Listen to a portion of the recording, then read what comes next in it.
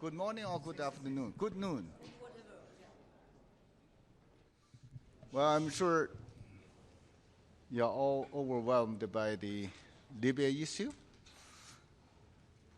but I do wish to refer to the current situation in the Middle East and the Gulf. I'm sure you're all watching the situation very closely. China, too, we are also watching the situation very closely. The situation there remains very sensitive, fragile, or even dangerous. At this moment, I think the most urgent thing for us, for the whole international community to do is to prevent the further escalation of the tension. China is engaged in diplomatic efforts with other countries for that purpose. State Councilor and Foreign Minister Wang Yi has made quite a number of telephone calls with his counterparts, especially the Iranian Foreign Minister, Minister Zarif, and also the Russian Foreign Minister, Minister Lavrov, and the French Foreign Minister. We do hope that we are able to maintain the peace and the security and stability in that region and preventing any further deterioration. China opposes the use of force in international relations.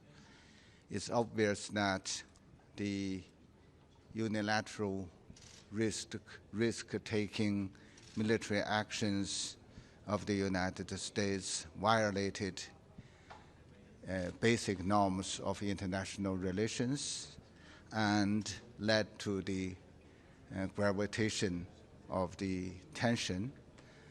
And for China, we urge the United States not to abuse any further use of force. And we also call on all relevant parties to exercise maximum restraint and talking to each other and trying to find solutions through dialogues and for the purpose of the peace and security of the whole region and also for the whole world. We also think that the independence, sovereignty, and territorial integrity of Iraq should be fully respected by the whole international community. So we hope that with our joint efforts, we are able to stop the further deterioration. Do you think that this issue should be discussed by the Security Council? Should the Security Council take any action? Well, if you look at the UN Charter, and the Security Council is entrusted with the primary responsibility in maintaining world peace and security, and that's what the Charter entrusted the Security Council to do. And indeed, at this moment, the whole Middle East and the Gulf region is confronted with many serious challenges. And we have received a letter from the permanent representative of Iran asking the Security Council to pay close attention to the current situation. And Council members are informed of that, and China, of course, as a permanent member, will work together with other members and to do whatever we can to safeguard international law, to safeguard justice, and to avoid the further deterioration of the tension in the region. That's not in the interest of any of us. Can I just rephrase that then slightly? Will China be proposing any Security Council action? Well, as I said, China will work together with other countries to do whatever we can to prevent the further deterioration of the tension. Mr. Ambassador, 2 questions following up. You said that Iran had asked the Council to pay attention. Does paying attention mean calling a meeting? And also, the United States has criticized both China and Russia for blocking a Security Council statement that would protest the attack on the U.S. Embassy in Baghdad as basically a violation of the inviolability of diplomatic premises under the 1961 Vienna Convention. What is your response to that? Well, with regard to the Iranian request, and I'm sure the Council will pay attention to their request, and with regard to what the Council should do is up to the Council members to make a decision.